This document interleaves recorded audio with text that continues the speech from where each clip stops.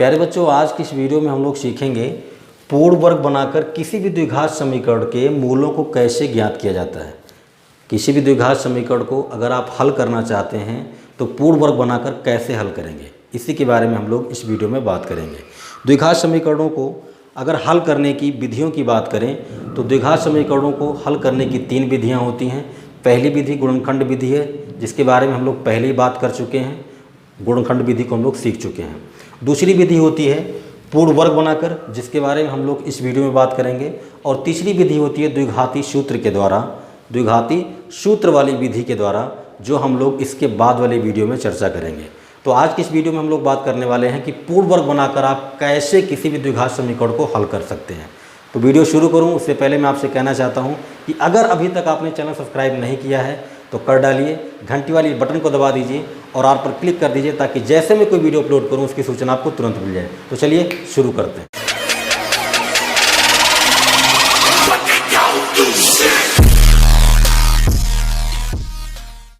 अगर आप किसी भी द्विघात समीकरण को पूर्ण वर्ग बनाकर हल करना चाहते हैं तो आपको उसके लिए 3 बातें ध्यान में रखनी है।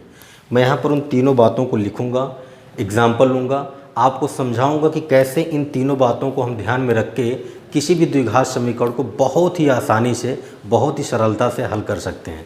तो देखिए, सबसे पहली बात आप क्या ध्यान में रखेंगे, कोई भी द्विघात समीकरण अगर आपको दिया जाएगा तो आपको क्या करना है, एक्स स्क्वायर के गुणांक को 1 के बराबर करेंगे, 1 के बराबर करेंगे, अर्थात एक्स स्क्वायर का गुणांक 1 होना चाहिए।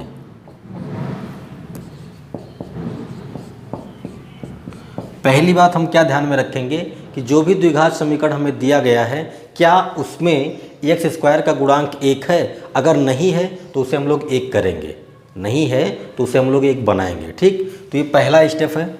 दूसरा स्टेप क्या है कि जो भी द्विघात समीकरण दिया गया है, द्विघात समीकरण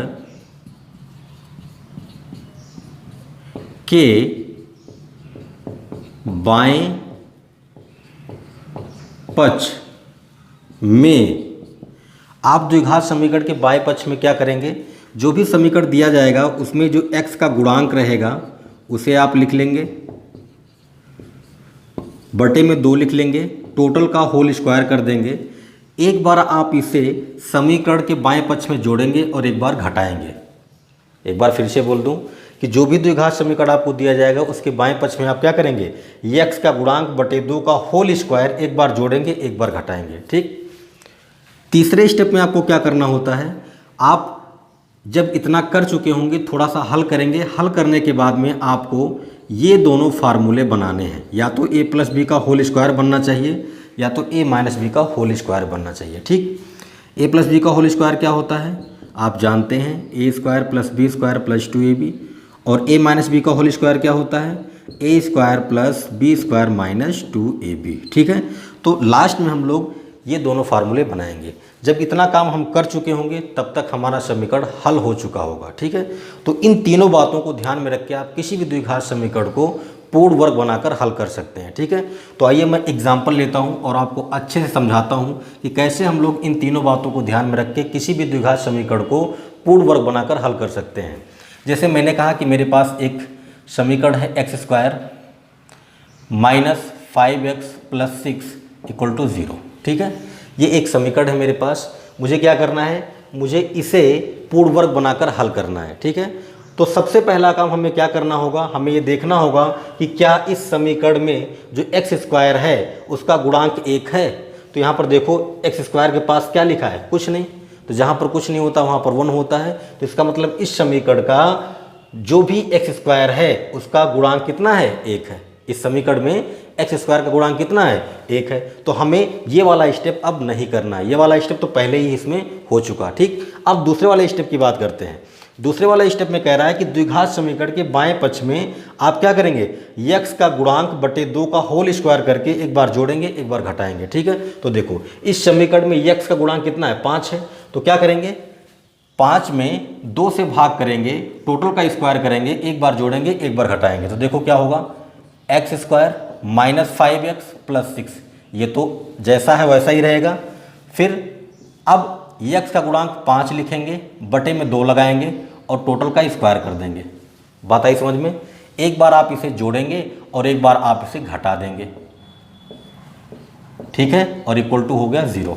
इतनी बात समझ में आई? कुछ नहीं है, बहुत ही आसान है, बहुत ही आसान है। सबसे पहले आप क्या देखोगे, सबसे पहले आप देखोगे कि समीकरण में एक्स स्क्वायर का गुणांक कितना है। अगर 1 है तो ये वाला काम करना ही नहीं है, ये वाला तो पहले ही हो चुका। अब दूसरे वाले में आपको क्या करना है, समीकरण में जो भी x का गुणांक रहेगा उसमें 2 से भाग करो, टोटल का स्क्वायर करो, एक बार जोड़ दो एक बार घटा दो। ठीक है, इतना हो गया। अब आपको क्या करना है, अब आपको एक्स स्क्वायर, ये जो प्लस वाला है ना, इसको एक्स स्क्वायर के पास में लिख लेना है। तो ये हो जाएगा 5/2 का होल स्क्वायर। ठीक, अब जो x वाला है इस वाले टर्म को लिख लीजिए। ठीक, मैंने क्या किया, मैंने एक्स स्क्वायर के पास इसको लिख लिया, फिर इसको लिख लिया। अब जो बचे हैं उनको लिख लो, प्लस 6 बचा हुआ है और माइनस 5 का स्क्वायर कितना हो जाएगा 25 और 2 का स्क्वायर कितना 4, इक्वल टू कितना 0। ओके, अब देखो यहाँ से लेकर यहाँ तक आपका एक फार्मूला बनेगा, या तो ये वाला बनेगा या तो ये वाला बनेगा। तो देखो ध्यान से, ए स्क्वायर, इसको मैं x को a मान लेता हूँ, 5/2 को b मान लेता हूँ, तो ये हो जाएगा a square plus b square minus ये वाला टर्म 2ab बनना चाहिए। तो कैसे बनेगा, ध्यान से देखो, इसको बनाते हैं। एक्स स्क्वायर प्लस 5/2 का होल स्क्वायर, इसको आप लिख सकते हैं -2 इंटू एक्स इंटू 5/2। देखो ध्यान से, देखो ना, 2 से 2 कैंसिल हो जाएगा, क्या बचेगा 5x, यही तो बचेगा। तो मैंने इसको लिख दिया -2 इंटू एक्स इंटू 5/2। अब यहाँ से लेकर यहाँ तक देखो, a square plus b square minus 2a into B, ये बन गया क्या a माइनस बी का होल स्क्वायर। ठीक है, आगे वाला टर्म जो है उसको थोड़ा सा हम लोग सॉल्व करके लिख लेते हैं। यहाँ पर देखो 6 है, नीचे कुछ नहीं तो 1 है, 1 और 4 का एलसीएम लोगे तो कितना आएगा 4 आएगा। ठीक है, 1 से 4 में डिवाइड करोगे 4 टाइम जाएगा, 1 से 4 में भाग करना है 4 बार, 4 से 6 में गुणा करोगे 4 6 का 24, और 4 से 4 में भाग करोगे एक बार जाएगा, तो 1 का 25 में गुणा करोगे तो हो जाएगा -25, ये प्लस इक्वल टू कितना 0। बात आई समझ में? अभी देखो यहाँ से लेकर यहाँ तक आपका बन गया a माइनस बी का होल स्क्वायर, यानी x माइनस 5/2 का होल स्क्वायर। यहाँ देखो 24 में से 25 निकलेगा तो -1 बचेगा, तो ये हो जाएगा -1/4 इक्वल टू कितना 0। इस -1/4 को उधर ले जाओ तो ये हो जाएगा x माइनस 5/2 का होल स्क्वायर इक्वल टू, ये उधर गया तो हो जाएगा +1/4। अब इधर से वर्ग हटाओगे उधर वर्गमूल लग जाएगा, इधर से स्क्वायर हटेगा तो उधर क्या होगा स्क्वायर रूट होगा। तो ये हो जाएगा आपका x minus 5/2 equal to root में 1/4। अच्छा, रूट में 1/4 है तो इसकी वैल्यू क्या आएगी, प्लस माइनस 1/2 आएगी। भाई 1/4 अगर रूट के अंदर है तो बाहर निकलेगा क्या देगा, प्लस माइनस 1/2। अब एक बार हम लोग प्लस वाला चिन्ह लेंगे, एक बार माइनस वाला, मतलब एक बार प्लस 1/2 लिखेंगे, एक बार माइनस 1/2 लिखेंगे। तो बोल दीजिए यहाँ पर प्लस चिन्ह लेने पर, धन चिन्ह लेने पर, तो धन चिन्ह लेंगे तो क्या होगा x माइनस 5/2 इक्वल टू क्या हो जाएगा 1/2। भाई प्लस 1/2 लेंगे ना, तो इसको उधर भेज दो, इसको उधर भेजोगे तो क्या हो जाएगा x इक्वल टू 1/2, और ये माइनस उधर जाके प्लस हो जाएगा प्लस 5/2। ठीक, दोनों का हर समान है तो अंश जुड़ जाएंगे, 1 + 5/2, 5 और 1 6, 6/2, 2 से 6 कट जाएगा, तो x का मान कितना मिलेगा आपको, x का मान मिल जाएगा यहाँ से आपको 3। ठीक, तो इस समीकरण का एक मूल हमें मिल चुका है x बराबर 3। ठीक है, अब हम क्या करेंगे, अब हम लोग ऋण चिन्ह लेंगे। भाई एक बार हमने प्लस चिन्ह लिया, मतलब प्लस 1/2 को लिया, अब हम लोग माइनस 1/2 को लेंगे। ठीक है, तो करते हैं, यहाँ पर लिखता हूँ, यहाँ पर देखो लिखेंगे ऋण चिन्ह लेने पर। जब आप ऋण चिन्ह लेंगे तो क्या होगा, देखो x माइनस 5/2 इक्वल टू, देखो ये हो जाएगा -1/2। अब की बार क्या कर रहे हैं, अब की बार इसको माइनस के साथ ले रहे हैं, इसको जब उधर भेजेंगे आप तो क्या हो जाएगा x इक्वल टू -1/2 प्लस 5/2। देखो ना भाई, ये उधर जाएगा तो क्या हो जाएगा प्लस हो जाएगा। अब दोनों का हर समान है तो अंश जुड़ जाएंगे, तो जोड़ लीजिए, ये हो जाएगा -1 + 5 अपॉन कितना 2, यही तो। और देखो 5 जो है वो प्लस में है, 1 जो है माइनस में है, 5 में से एक निकल जाएगा, कितना बचेगा 4 बचेगा। यहाँ से आप बोल देंगे x इक्वल टू कितना 4/2 और 2 से 4 कटेगा कितना आएगा x इक्वल टू 2, क्या मिलेगा x बराबर 2। ठीक है, तो इस तरह से हमें इस समीकरण का दूसरा मूल क्या मिलेगा x बराबर 2। तो इस समीकरण के दो मूल होंगे, एक होगा 3 और दूसरा होगा क्या 2। तो हम लोगों ने क्या किया, हम लोगों ने इस समीकरण को पूर्ण वर्ग बनाकर हल किया। ठीक है, और पूर्ण वर्ग बनाकर अगर आप हल कर रहे हैं तो आपको ये तीनों बातें ध्यान में रखनी है। ठीक है, एक और एग्जाम्पल लेते हैं, आपको और अच्छे समझ में आ जाएगा। देखिए आपको एक दूसरा द्विघात समीकरण दिया गया है और द्विघात समीकरण क्या है 9x² - 15x + 6 = 0। आपसे बोला जाए कि इस समीकरण को आप पूर्ण वर्ग बनाकर हल कीजिए, तो आप क्या करेंगे, आप इन्हीं तीनों बातों को ध्यान में रखेंगे, इन्हीं तीनों स्टेप में आप काम करने वाले हैं। ठीक है, पहला स्टेप क्या कहता है कि x² के गुणांक को 1 के बराबर करेंगे, मतलब x² का गुणांक 1 होना चाहिए। इस समीकरण में देखिए x² का गुणांक कितना है 9 है, तो सबसे पहले हम इसे 1 बनाएंगे। 1 कैसे बनेगा, हम लोग 9 में 9 से भाग कर देंगे। हम लोग क्या करेंगे 9 में 9 से भाग कर देंगे, तभी तो यहाँ पर 1 आएगा।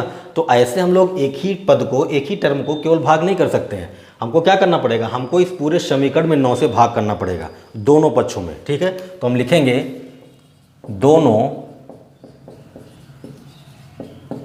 पक्षों में 9 से भाग करने पर, ठीक है। तो देखो क्या हो जाएगा, ये हो जाएगा 9x² - 15x + 6 अपॉन 9 = 0/9। भाई यही तो होगा। अब देखो, अब इसे हम लोग अलग अलग लिख सकते हैं, ऐसा लिख सकते हैं 9x² अपॉन 9, 15x/9, 6/9, और ये क्या हो जाएगा, ये तो 0 हो जाएगा ना भाई, 0 में 9 से भाग करोगे तो 0 ही आएगा। ठीक है, अभी देखो 9 से 9 कट गया, 3 × 9, 3 × 5 = 15 हो गया, 3 × 9 और 3 × 2 = 6 हो गया। ठीक, तो अगला स्टेप क्या मिलेगा आपको, x² माइनस यहाँ बचा 5x/3 और ये हो जाएगा 2/3 = कितना 0। ठीक, तो हमने पहला स्टेप पूरा कर लिया। x² का गुणांक 1 होना चाहिए, यहाँ पर देख सकते हैं आप x² का गुणांक कितना है 1 है। ठीक, अब दूसरा स्टेप, द्विघात समीकरण के बाएं पक्ष में आप x का गुणांक बटे 2 का होल स्क्वायर करके एक बार जोड़ेंगे एक बार घटाएंगे। ठीक है, तो करते हैं। देखो x का गुणांक कितना है 5/3, तो इसमें हम 2 से भाग करके वर्ग करके एक बार जोड़ेंगे एक बार घटाएंगे। तो करते हैं, देखो ये हो जाएगा x² - 5/3x + 2/3। ठीक, अब देखो अभी आपको 5/3 में 2 से डिवाइड करके इसका स्क्वायर करके जोड़ना है और यही काम आपको घटा देना है। भाई इतना ही हम लोग क्या करेंगे, घटा देंगे। ठीक है, ये हो जाएगा, इस 2 का इस 3 में गुणा हो जाएगा तो ये 2 × 3 = 6 हो जाएगा। तो अगला स्टेप आपको मिल जाएगा x² - 5/3x + 2/3, ये हो जाएगा 5/6 का होल स्क्वायर माइनस ये भी हो जाएगा 5/6 का होल स्क्वायर और ये हो जाएगा आपका = 0। ठीक है, अब क्या करेंगे, मैंने पिछले वाले क्वेश्चन में आपको बताया कि जो प्लस वाला स्क्वायर रहता है उसको x² के पास करते हैं, तो यहाँ पर लिख देंगे 5/6 का होल स्क्वायर। ठीक, अब x वाले टर्म को लिख देंगे 5/3x। ठीक, उसके बाद जो बचा है उसको लिख दीजिए 2/3 हो गया, माइनस 5 का स्क्वायर क्या हो जाएगा 25 और 6 का स्क्वायर कितना 36 = कितना 0। ठीक है, बात समझ में आई। कुछ नहीं, इसको हमने x² के बगल कर दिया और उसके बाद इसको लिख दिया, फिर ये बचा था और ये बचा था, इन दोनों को यहाँ पर लिख दिया। ठीक, अब यहाँ से लेकर यहाँ तक आपका बनने वाला है a - b का होल स्क्वायर, लेकिन उससे पहले हम इसके थोड़ा सा और सॉल्व करेंगे। देखो इसको लिख सकते हैं x² + 5/6 का होल स्क्वायर, यहाँ पर लिख सकते हैं 2 × x × 5/x। बोलो हाँ, 2 से 6 में भाग करोगे 2 × 3 = 6 हो जाएगा और ये 5/3 आएगा, 5/3 × x, यानी ये वाला टर्म हम ऐसा लिख सकते हैं। ठीक, और ऐसा लिखने से हमारा फ़ायदा क्या होगा, देखो ये हो गया a², ये हो गया +b², ये हो गया -2a × b, ये बन गया a - b का होल स्क्वायर। ठीक, अभी आगे देखो 3 और 36 का आप एलसीएम यानी लघुत्तम लेंगे तो 36 आएगा। 3 से 36 में भाग करेंगे 12 बार, यानी 12 से 2 में गुणा करेंगे तो होगा 12 दूना 24, माइनस 36 से 36 में भाग करेंगे 1 आएगा, और 1 से 25 में गुणा करेंगे तो 25 होगा। ये आप भिन्न का जोड़ घटाना आप जानते होंगे, ठीक है, तो बहुत ही आराम से आप करेंगे। अभी देखो यहाँ से लेकर यहाँ तक तो हो गया x माइनस 5/6 का होल स्क्वायर, और 24 में से 25 निकलेगा तो -1/36 आएगा, और ये हो गया बराबर 0। इतनी बात आप समझ गए होंगे। कुछ नहीं, जैसे हम लोगों ने पिछला वाला क्वेश्चन किया था वैसे ही से किया है, बस इसमें एक स्टेप बढ़ गया। इसमें हमको x² का गुणांक 9 मिला था, हमने पहले उसको 1 बनाया। उसके बाद आगे का काम जैसे पिछले वाले में किया था वैसे इसमें भी कर रहे हैं, ठीक है। अभी क्या करेंगे, अभी इसको -1/36 को उधर भेजेंगे। भाई 1/36 को आप उधर भेजेंगे तो ये माइनस से क्या हो जाएगा, प्लस हो जाएगा, ठीक है। तो यहाँ लिखता हूँ, ये हो जाएगा x minus 5/6 whole square equal to 1/36। इधर वर्ग है, हटाएंगे उधर वर्गमूल हो जाएगा, तो ये आपको मिल जाएगा x minus 5/6 equal to root में 1/36। होगा कि नहीं होगा। और देखो ना 1/36 रूट में है, क्या देगा, प्लस माइनस 1/6 देगा। भाई 36 का वर्गमूल क्या होता है, 6 होता है ना, तो ये हो जाएगा प्लस माइनस 1/6, ठीक। अभी कुछ नहीं करना, एक बार प्लस वाला चिन्ह लेंगे, एक बार माइनस वाला चिन्ह लेंगे, इसके इक्वल करेंगे, x के 2 मान मिल जाएंगे, ठीक है। तो कर लेते हैं। तो देखिए आप बोलेंगे धन चिन्ह लेने पर, धन चिन्ह लेने पर तो क्या हो जाएगा, x माइनस 5/6 इक्वल टू 1/6। भाई अगर आप प्लस वाला चिन्ह लेंगे तो क्या मान आएगा, 1/6। इसको उधर ले जाओ कि हो जाएगा x इक्वल टू 1/6, ये माइनस उधर जाके प्लस हो जाएगा 5/6।